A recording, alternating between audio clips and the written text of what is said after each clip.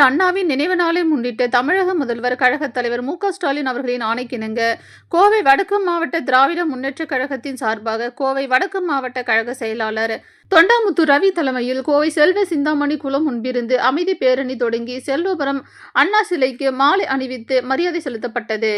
இந்த மாபெரும் பேரணியில் மாநில தீர்மான குழு இணை செயலாளர் முத்துசாமி, துணை மேயர் வெற்றி செல்வன், சிறுபான்மை நல உரிமை பிரிவு அமைப்பாளர் A.M. உசேன், மாவட்ட பொருளாளர் அப்துல் ரஹ்மான், பகுதி கழக செயலாளர்கள் ராஜ்குமார், கேபிள் மணிகண்டன், லோகநாதன், கார்த்திக், செல்வராஜ், சந்தோஷ், கரும்புக்கடை ஜெயிலா, சக்தி, வெற்றி அணிகளின் அமைப்பாளர்கள் தளபதி தியாகு, A.K. வேலுச்சாமி, தென்னை சிவா, மாமன்ற உறுப்பினர்கள் வசந்தாமணி, சிவசக்தி மற்றும் சிவகணேசன், தேர்தல் பொறுப்பாளர் சிவகுமார், 78வது வார்டு பொருளாளர் அறிவழகன், அஜீஷ், 77வது வார்டு பொறுப்பாளர்கள் பஷீர், கிருஷ்ணமூர்த்தி, விமல், மாமன்ற உறுப்பினர் S. சிவசக்தி, மகளிர் அணி, மகளிர் தொண்டர் அணி கழக உறுப்பினர்கள், நிர்வாகிகள், கழக PLA2, PLC, PDA மற்றும் கோவை வடக்கு மாவட்ட நிர்வாகிகள், பகுதி கழக நிர்வாகிகள், பேரூர் கழக செயலாளர்கள், வட்டக்கழக செயலாளர், வட்டக்கழக நிர்வாகிகள், 79வது வட்டக்கழக செயல் வீரர்கள், அனைத்து அணிகளின் அமைப்பாளர்கள், துணை அமைப்பாளர்கள் மற்றும் பெருந்திரளான